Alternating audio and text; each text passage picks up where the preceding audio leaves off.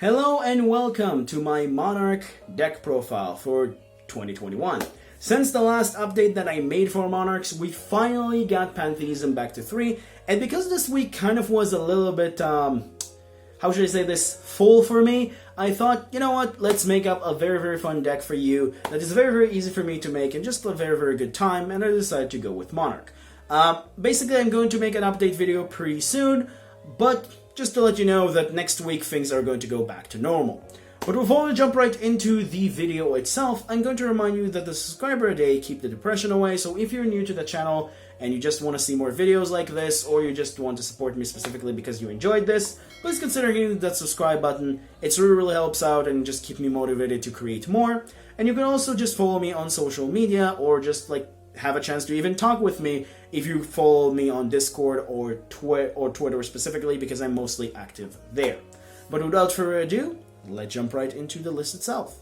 Alright, so let's get started with the Monarch lineup. So to start things off, we're going to start off with triple Ether, triple Erebus, and then the one Karaz.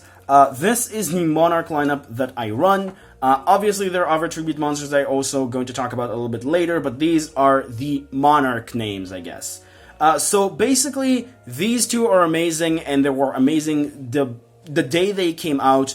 Ether is absolutely ridiculous. You on tribute summon of her, you get to send 2 Monarch spells and traps, special summon a monster with 2400 or more attack and 1000 defense from your deck. So almost all of your names and of the tribute summoned monsters basically in your deck. So like the big guys. But on top of that, during the end phase, you bounce that card back to your hand, which is actually great, because most of the time you just use Ether to summon out another Ether. And the reason why you do that is that because of her effect, that is a secondary effect, you get to, during your opponent's turn, as a quick effect, you can tribute summon this card if you banish a Monarch spell and trap from the graveyard, which is absolutely ridiculous. So this card is really great. It's absolutely ridiculous because you have a card called the Monarch Stoneforth, and because of that, you can just tribute one of your opponent's monsters during their turn. So you activate the Monarch Stoneforth, you activate this card effect to banish said Monarch Stoneforth that you used, even immediately. You just need that, and then you basically just special normal summon this during your opponent's turn. Or should I say, tribute summon this during your opponent's turn by using one of their monsters, which is absolutely ridiculous. And it's it's great. This card is absolutely ridiculous. Then we have Erebus, which is the other great one. Erebus in the graveyard is, during either player's turn, you send a Monarch spell and trap from your hand to the graveyard, and you get to recycle one of the said Monarch statted monsters, which is a monster with 1000 defense and 24 or 2800 attack, basically. But the other effect that you really care about is that on tribute summon, it can shuffle a card on the field, in the hand, or in the graveyard, basically. So this card is really great. It's just able to get cards out. And if you're able to summon it during the opponent's turn, you can just shuffle something. But most of the time, you'll just use this as a card to kind of shuffle something from your opponent's hand into the deck if you're going first, which is really cool because you make them work with one less card, which is very powerful. Then Karaz is probably the worst, but still great, I guess. Karaz letting you to pop 2 cards, and depending on the players that you pop it to, you get to kind of draw cards for this. So you can pop 2 of your own cards, draw 2 cards, or you can pop 2 of your opponent's cards to essentially push for game, and essentially make them to draw 2 cards, but those 2 cards will be useless. So it's it's okay. It's not amazing. It's definitely not amazing anymore, but it's still just a nice one-off to sometimes just help you push into dig deeper inside your deck and such. So that's really nice, I guess. But that's pretty much does it for the 7 Monarchs names. I don't run Thestalos because Thestalos is not the greatest, I gotta say, but it's just running a 3rd Erebus, and a 4th Erebus, and I just felt like Thestalos is just right now, because having an additional big one is just not that great. But because I wanted to maximize on Vanity's Fiend, which is the reason for that, which is, by the way, I'm running 3 Vanity's Fiend, 1 Majesty's Fiend. Vanity's Fiend, I wanted to run 2 and run 1 Thestalos, but I came to the conclusion that the 1 tribute summon monsters are actually sometimes more important, because not all the time you're able to get two monsters on the field. So I wanted to have them, and also Vanity's Fiend effect is absolutely devastating, so it's absolutely ridiculous, and also Majesty's Fiend is a Monarch stud-in monster, so having the one copy of this, and sometimes even just like preventing monster effects from being activated is absolutely ridiculous. So these two are absolutely insane, and you want to maximize on, or should I say, like, you want to maximize on Vanity's Fiend to see it, and Majesty's Fiend just like a good one-off. Then, for your small guys, I guess, you're running 3 copies of Squire, Eidos, 3 copies of Idea, and 2 copies of Linkslayer, which is the honorary Squire, I guess. Basically, Linkslayer serve multiple purposes. It either attributes someone if you have to, or it's a free special summon. It's like a free name to kind of like free special summon, and essentially, like, you know, just tribute over it, and just like an additional, like, tribute fodder, I guess. It's also have the nice benefit of basically pop spells and traps by discarding cards from your hand, up to 2, which is nice, but mostly you just use it as a tribute fodder. It's better than Red Layer, which I'm going to say right now, because this and Red Layer had the same stats, and I still don't understand why people run Red Layer instead of this. I actually wanted to bump this up to 3, but I kind of didn't really find a spot, so that's why it's only a 2.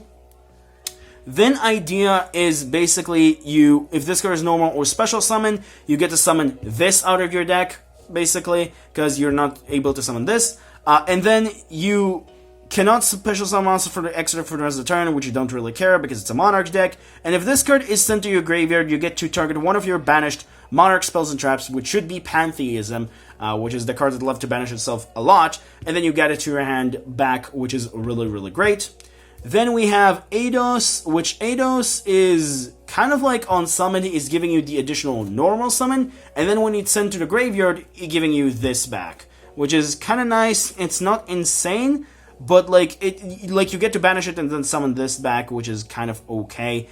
It's not really the most amazing thing in the world, but sometimes like you're able to kind of like get 2 tribute summons, I guess, because you're able to go 1-for-1 into this, so this giving you something back after like you get this into this, and then you tribute summon these, and then this will bring this back, and then you can tribute summon again with 1 tribute, so that's kind of sometimes works, so do keep that in mind, because these things sometimes happened. But that's pretty much does it for the monsters. Now we'll move on into the spells. So for the spells themselves, I'm actually going to start off with these 9 first, which are triple Domain, triple Pantheism, and triple Tenacity.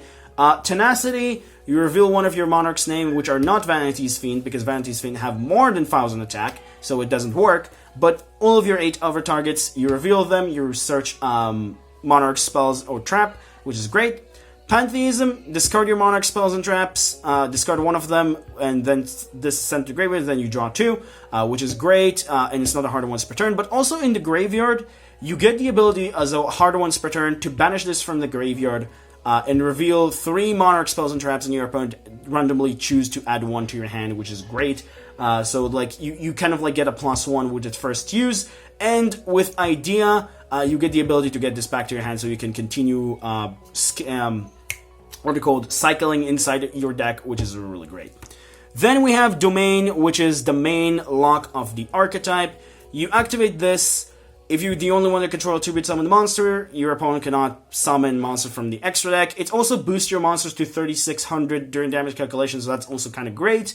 And then also can reduce your monsters by 2 levels. So essentially, if you have this in your opening hand, you just need 1 tribute, so that's really, really great.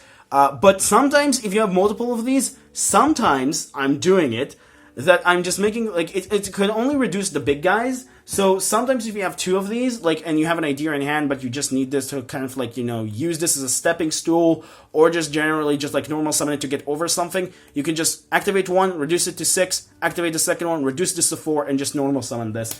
Sometimes it happens, it rarely happens, but it's an interaction that I think you should know about.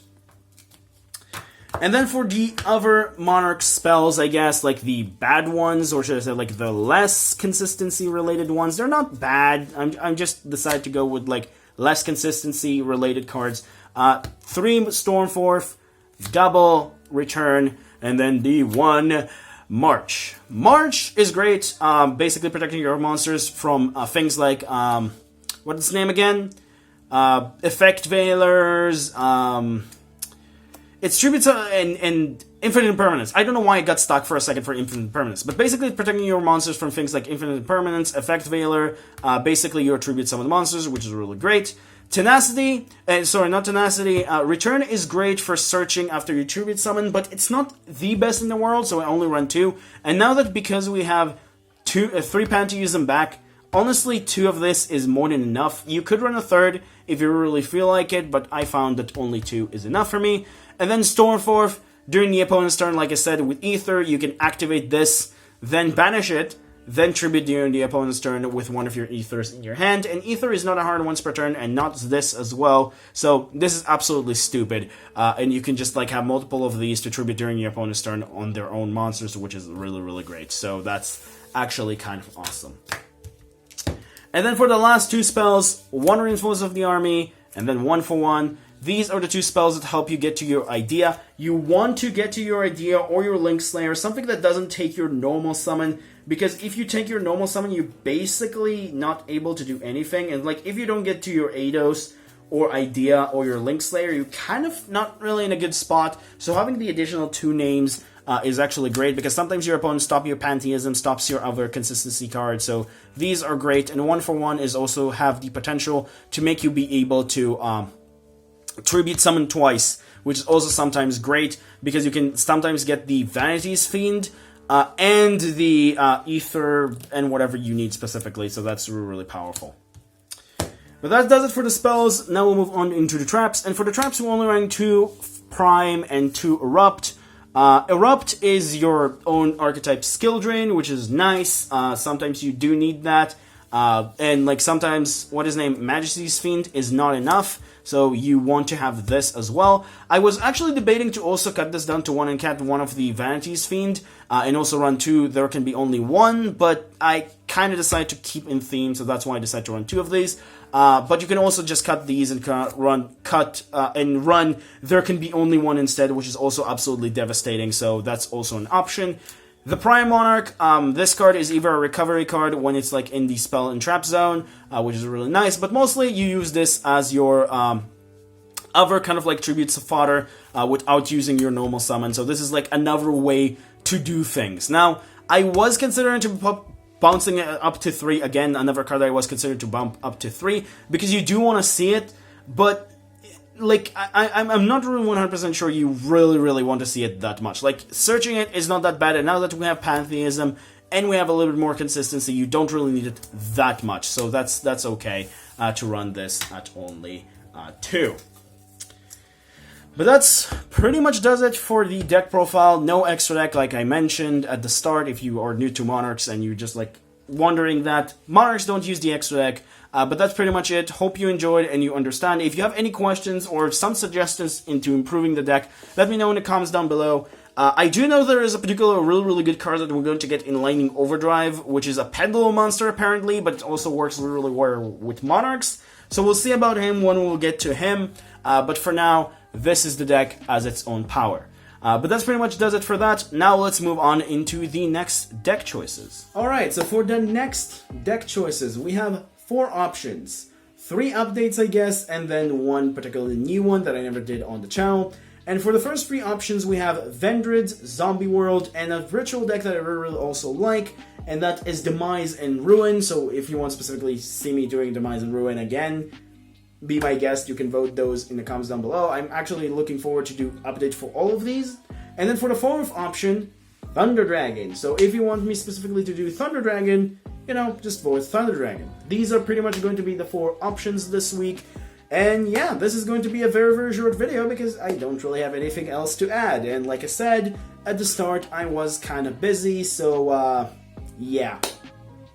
But that's pretty much it. Don't forget to like and subscribe if you enjoyed the video. Remember, creativity is the key in this game. Have a good day, stay safe, and I'll see you in the next video. Bye-bye.